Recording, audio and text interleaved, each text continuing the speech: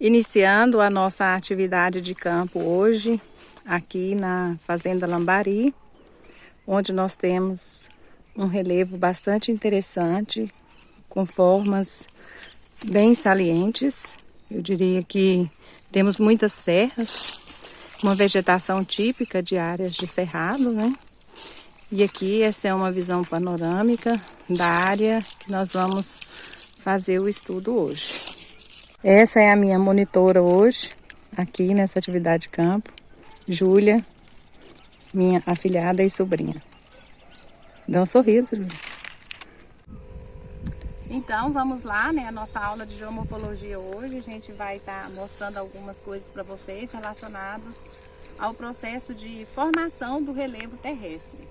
Então, estamos aqui numa área da propriedade Lambari. Hoje a gente pode observar toda uma movimentação, relevo com bastante serras. E essas serras, então, estão relacionadas ao processo de formação geológica da Terra. E aí é importante a gente ressaltar para vocês que toda essa compartimentação topográfica, ela resulta de processos que foram acontecendo no decorrer da história geológica da Terra, né? Por isso nós vimos lá os períodos, desde o pré-cambriano até o quaternário, onde nós estamos nesse momento. E aí, que é o período atual, né? Passando para o quinário.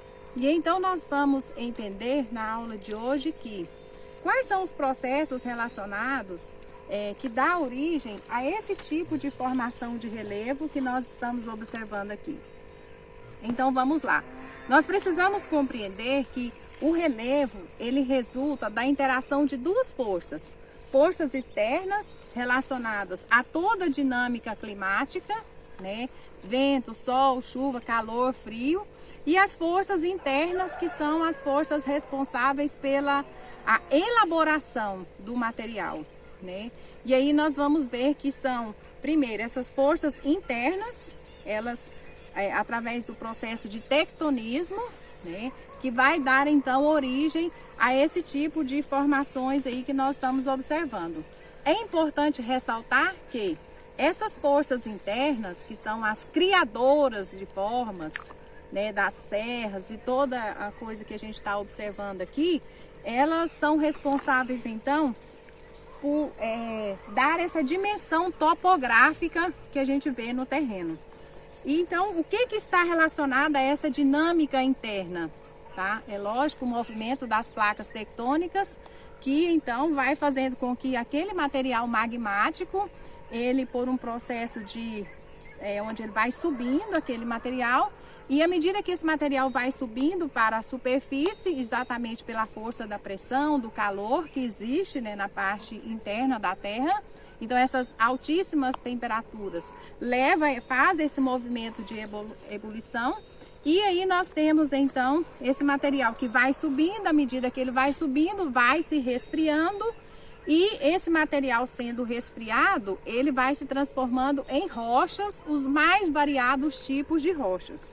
Aqui, por exemplo, né, nós temos alguns blocos de rocha, apesar de estarmos no topo aqui de uma serra, aqui da propriedade Lambari. Então, nós vamos, a gente pode observar aqui vários blocos de rochas expostos, e eu vou estar falando na aula de hoje também o porquê da exposição desses blocos de rocha aqui nesse lugar. Então vamos lá. Primeiro, então eu tenho esse material que vai subindo, à medida que ele vai subindo, ele vai se resfriando e transformando nas rochas magmáticas. Estas rochas magmáticas, com o decorrer do tempo geológico também, elas vão se transformando em outras rochas. E daí é o porquê que nós vamos dizendo da aula de hoje, em que nós vamos falar de áreas de acumulação e áreas de erosão. Então vamos lá aqui. Essa estrutura interna, que é composta então por esses materiais diversos, né, materiais rochosos diversos, esse material ele tem diferentes graus de resistência. Tá? E esse material com diferentes graus de resistência, então vai garantir, vai fazer com que, pela ação externa de todos os elementos externos que a gente tem aqui, é que esse material vai se transformando, ou seja, vai se fragmentando pelos processos de intemperismo químico, físico e biológico. Esse material vai dando origem a outros tipos de materiais. Então vamos lá. Eu tenho então essa estrutura interna que ela é formada por todo um corpo rochoso, e estas rochas, à medida que o tempo vai passando, elas vão se intemperizando pela ação de quê? Nós temos a água da chuva que cai e vai infiltrando e penetrando sobre essa superfície, tá? E esse material que vai então infiltrando nessa superfície vai fazendo com que aquele material pré-existente vai se então intemperizando pelo processo do intemperismo físico, químico e biológico. Aí então é necessário que a gente entenda esses processos intempéricos nessa dinâmica de transformação desta rocha até que ela vire solo. É lógico que com o decorrer de um período geológico aí bastante considerável, para que esta rocha se fragmente totalmente e se transforme então em solo. E então o que acontece? Esse material, ele vai, aqui a gente pode, eu vou estar mostrando para vocês, olha só. Essas rochas, elas vão sendo fraturadas. Aqui eu tenho uma rocha que é uma rocha de quartzo, né? Pouco quileitoso, tá? Por que é uma rocha de quartzo um pouco quileitoso? Aqui é uma área onde eu tenho um material metamórfico bastante interessante. É uma área metasedimentar, né? De um grupo metasedimentar. Essa propriedade toda aqui faz parte dentro desse... Ela se encaixa dentro desse grupo de rochas metasedimentares. Quer dizer, eu tenho rochas que variam de processos metamórficos, tá? E tenho rochas que variam também do grupo sedimentar relacionado aos processos de formação sedimentares que eu vou estar falando para vocês também. Então vejamos bem, exatamente por essas fraturas, né?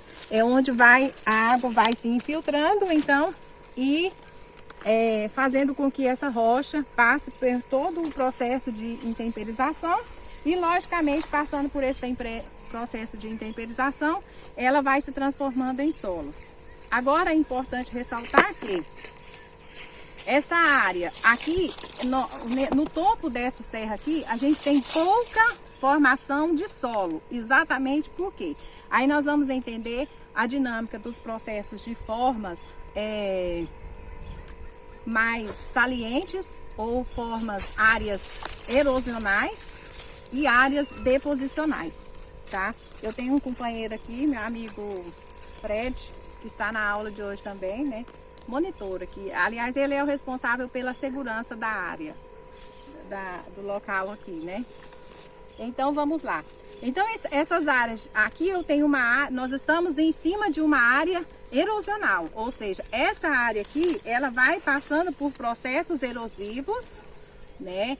Relacionados às condições externas, clima, vegetação, solo, tudo que acontece externamente aqui, que vai alterar a dinâmica desse local e vai fazendo com que, é lógico que aqui eu nem estou levando em consideração as ações antrópicas, eu vou estar falando dela também, mas eu tenho aqui, levando em consideração uma área com condicionantes naturais, né, pela ação do tempo mesmo, levando em consideração o tempo, levando em consideração os agentes climáticos, tá?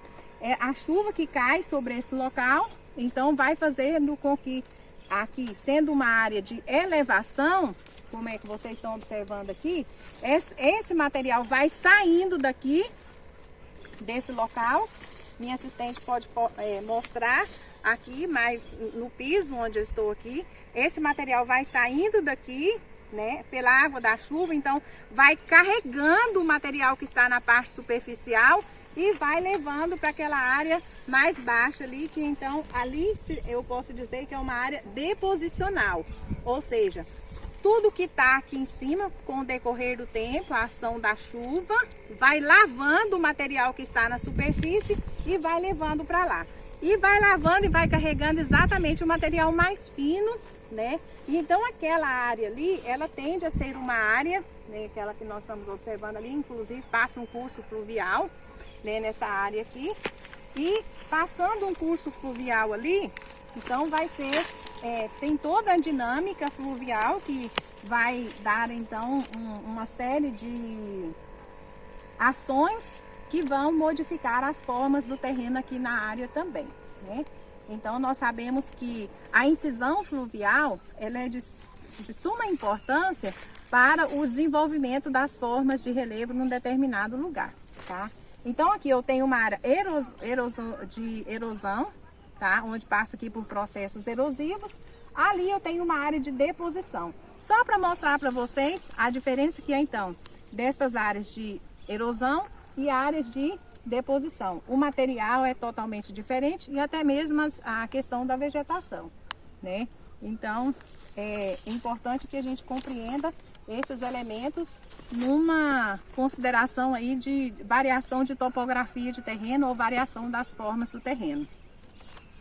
E aí então, falando para vocês de áreas com estruturas sedimentares, né, e áreas com estruturas cristalinas, por que eu estou falando de áreas com esse tipo de estrutura? Porque é exatamente o tipo de estrutura que a gente tem, tá? O material que compõe a estrutura, que no caso aqui eu estou dizendo para vocês, o material aqui, ele é de rochas relacionadas ao grupo de metas sedimentares, tá? Então aqui eu tenho essas rochas aqui, são rochas advindas de graníticas, tá? São rochas que tem também material sedimentares nelas. Eu não estou vendo aqui nesse local aqui conglomerados, né? Mas eu estou vendo essas rochas que têm em sua composição a maioria quartzosas. Então são as rochas do grupo dos quartzos, né? Que tem um determinado grau de resistência maior do que rochas sedimentares. E então, aqui a estrutura, esse tipo de estruturas relacionadas ao grupo de rochas mais graníticas, tá? Mais quartzosas, de material maior, vai fazer com que, a minha assistente está dizendo aqui que tem umas vacas vindo logo ali. Mas, tomara que elas não venham até aqui, porque eu morro de medo de vaca. Então, estas rochas, as formas do terreno, as formas superficiais do relevo, com esse tipo de estrutura, serão no formato mais convexadas, tá? Esse formato de topo mais arredondado, tá? Então, as formas, os topos das serras, elas dão para nós uma noção do que é o material que compõe a estrutura daquele lugar. Tá? E aqui nessa região, como eu falei para vocês, são áreas do grupo de rochas metasedimentares, então rochas relacionadas às metamórficas, tá?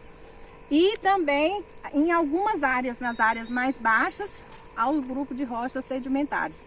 Mas em alguns locais aqui destas serras também, a gente tem a presença, assim, algumas manchas bem pequenas, a presença de calcário, tá? Então aí por isso que eu falo que é essa mistura de material, né? Eu não posso definir isso aqui como um material único que forma toda essa estrutura superficial que a gente está vendo aqui, tá? E aí então, aqui as áreas de relevo onde eu tenho estruturas mais relacionadas a esse material mais resistente, tá? Esse tipo de rocha que eu mostrei aqui para vocês, tá? Eu vou ter então as formas mais angulares, como a que vocês estão vendo aqui, que a minha assistente vai mostrar para vocês aqui nessa região e mais ali ao fundo, por favor. E aí a gente vai observando o quê? Observem bem o que a gente tem aqui nessa área. Nós temos aqui então, como eu disse para vocês, queria falar também sobre a questão antrópica, né? A gente não pode deixar de falar disso, porque isso é um elemento de suma importância se a gente for levar em consideração que é uma área de passagem tá? Eu vou estar falando disso para vocês. Então aqui é uma área de pastagem, logicamente passou pelo processo de desmatamento algumas áreas, outras não, por ser topo de serra, nem todas elas passaram pelo processo de desmatamento, né? Algumas delas têm mais raridade de espécies. Essa aqui passou pelo processo de desmatamento, onde a gente está, e depois passou pelas pastagens, trocou a vegetação original por pastagens, né? E aí, então, a gente sabe que toda essa dinâmica de uso do lugar, ela vai propiciar, então, processos geomorfológicos diferenciados. Quando eu falo desses processos geomorfológicos diferenciados, eu estou relacionando aqui. Toda a dinâmica natural, ela foi alterada, tá? Se essa dinâmica natural, ela está sendo alterada pela ação antrópica, aí eu vou dizer o que é que está acontecendo aqui, então, de alteração. Então, se eu tenho o topo de serra, que passou pelo processo de desmatamento, colocou ali, aqui, então, essa vegetação, a gramínea, né? A forrageira aqui desse local. Então, como eu estava dizendo para vocês, nós tivemos um problema técnico aqui, mas a gente vai resolver ele da melhor forma possível.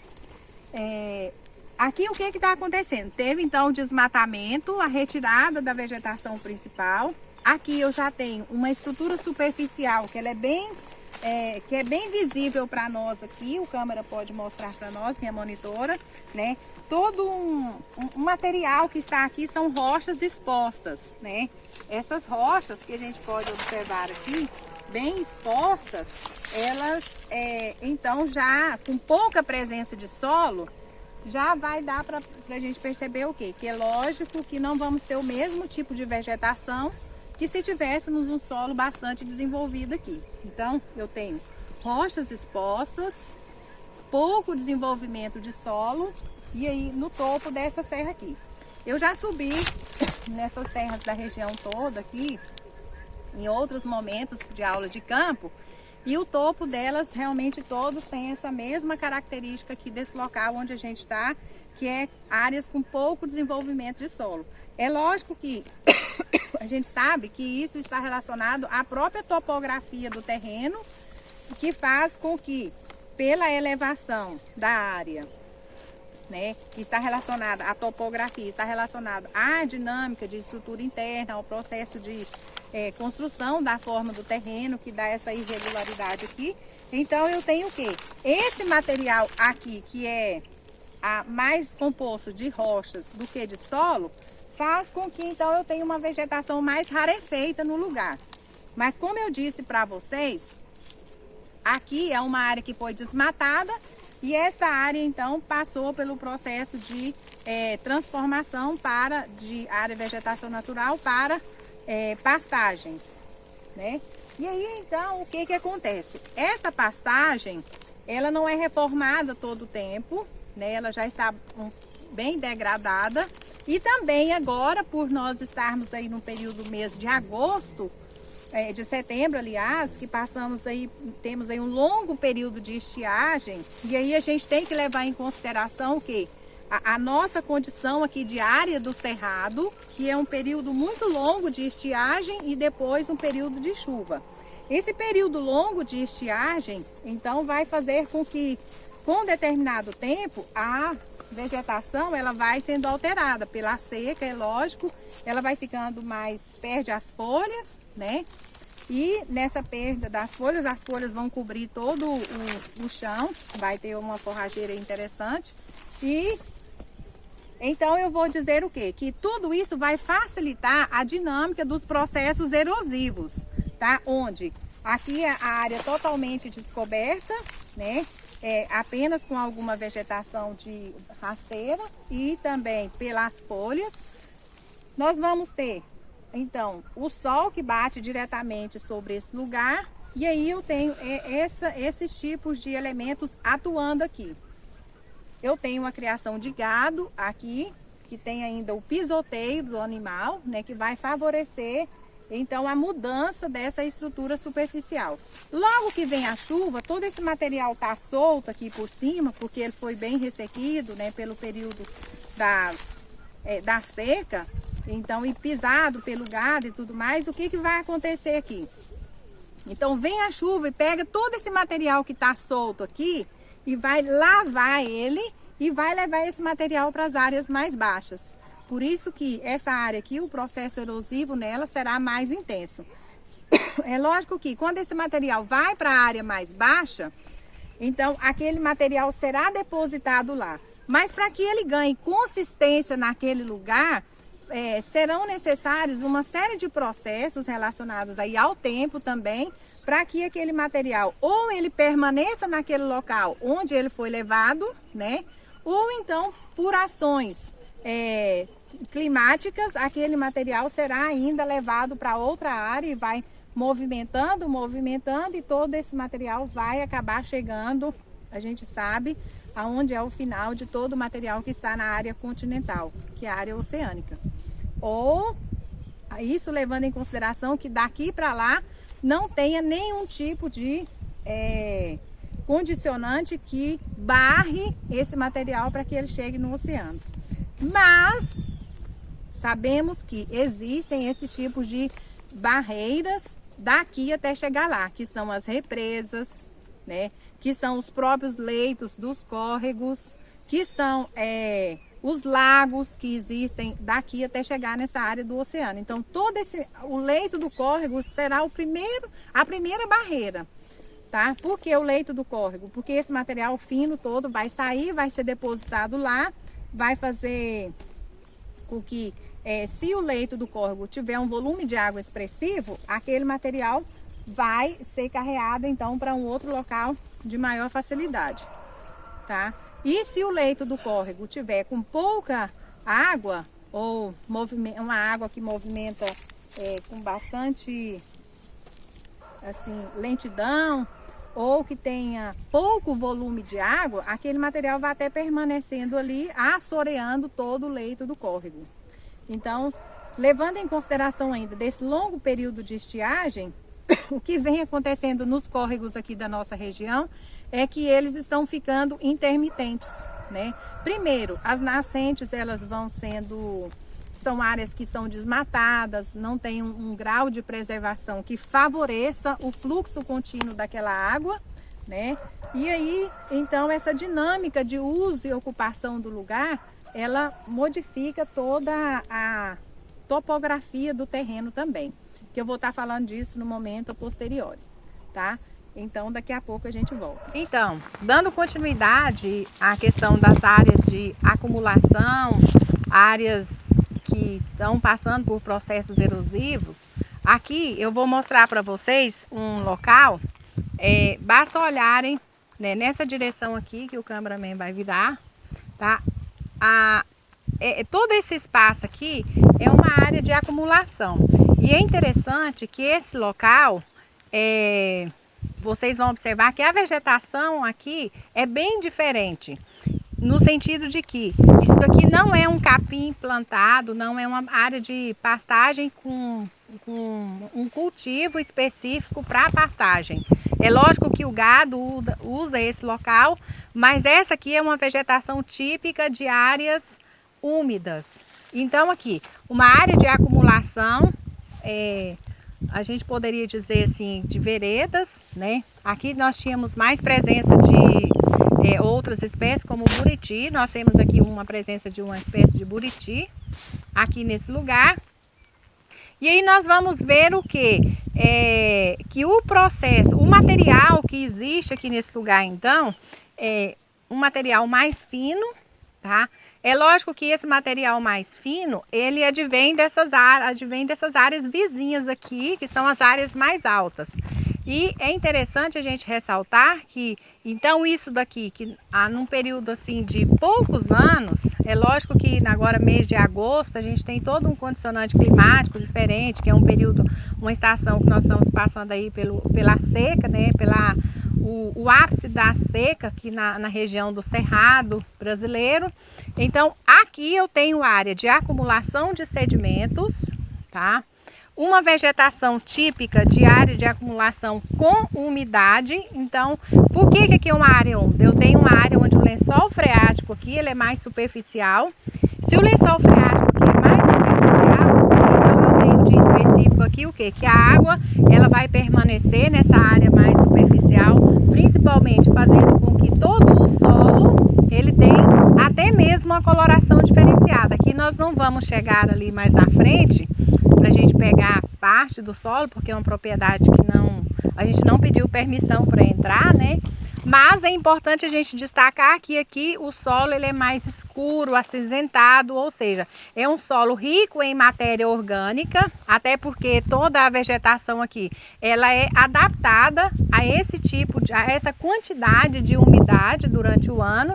E determinada época do ano, que são os períodos chuvosos, tá? Isso daqui tudo a gente entra ali, tá? Você já entra já atolando na água, com a presença do solo que vira aquela lama, né? Que a gente fala, atolei no brejo, é isso daqui, é um exemplo de um brejo do cerrado aqui no município de Mara Rosa, tá?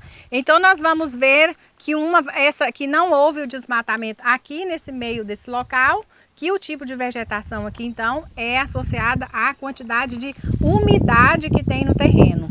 E então a paisagem tem essa área úmida devido ao que? Ao lençol freático ser mais superficial e também por ser uma área de acumulação de sedimentos e um material bem mais fino, tá?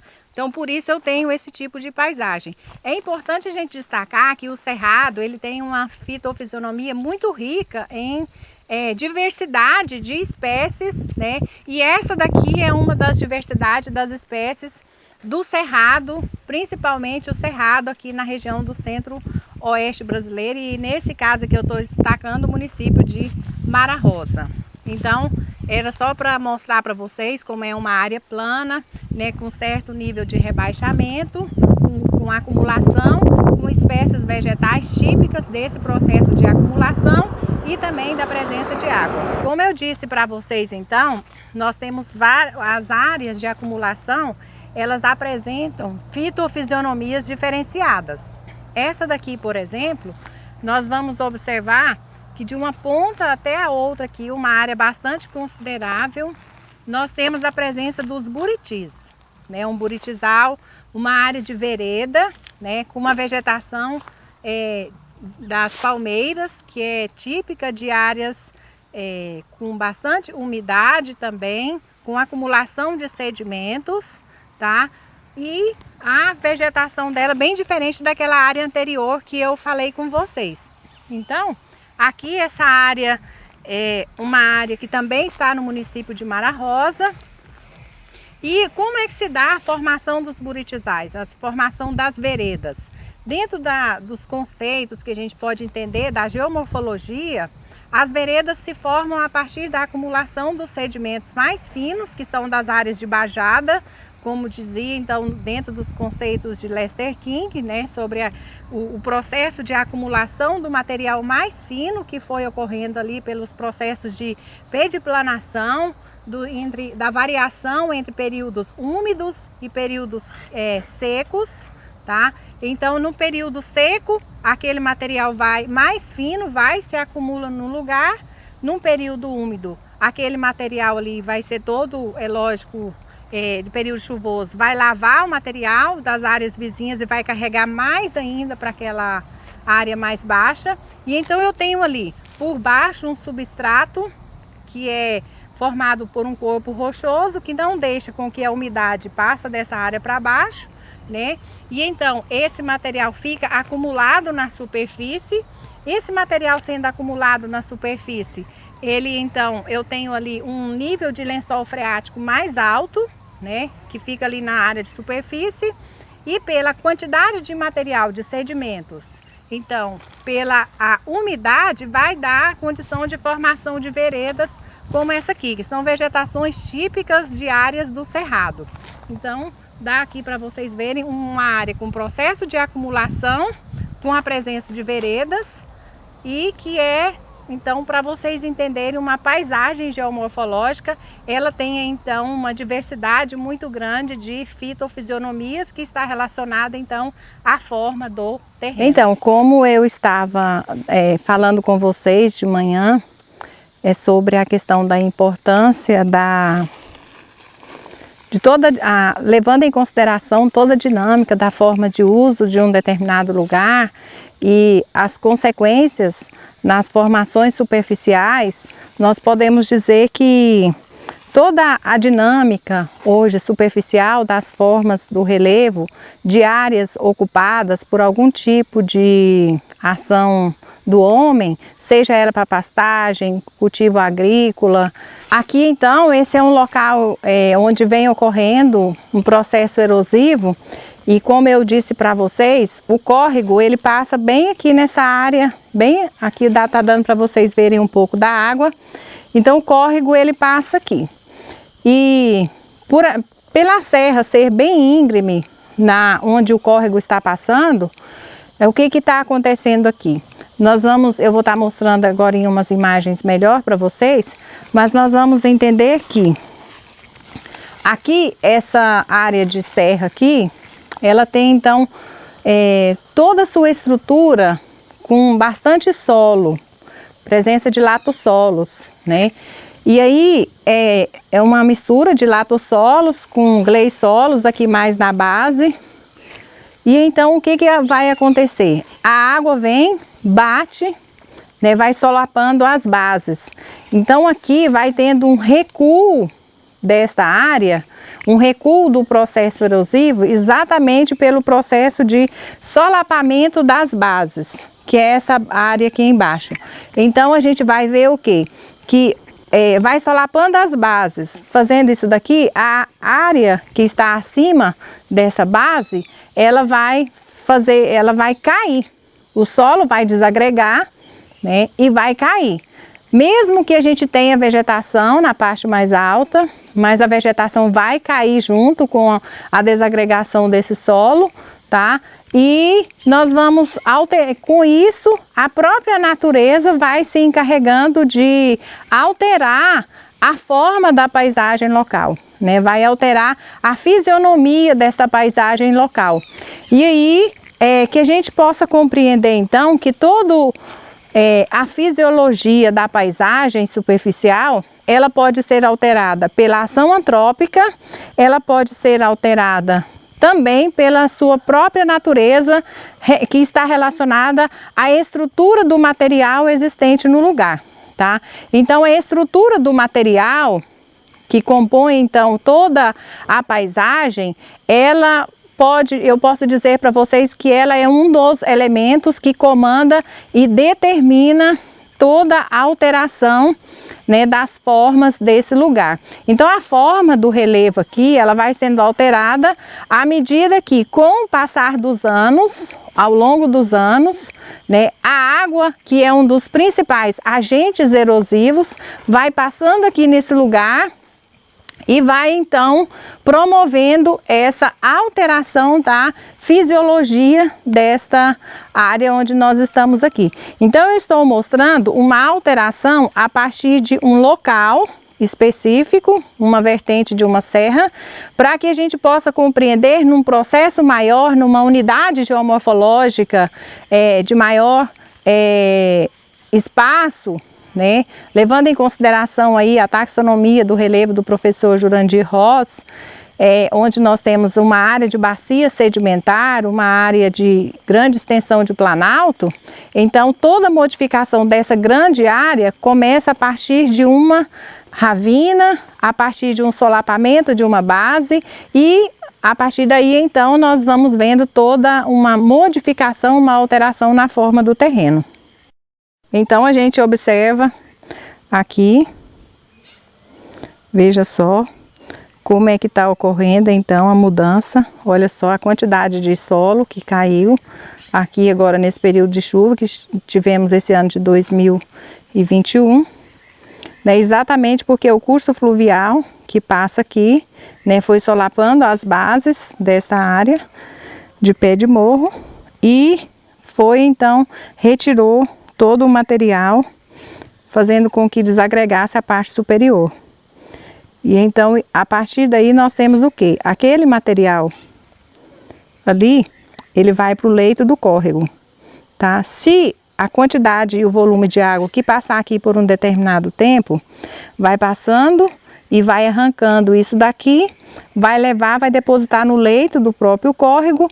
Com o passar dos anos, nós vamos ter aí todo um processo até mesmo de mudança, né, de local do curso fluvial, tá?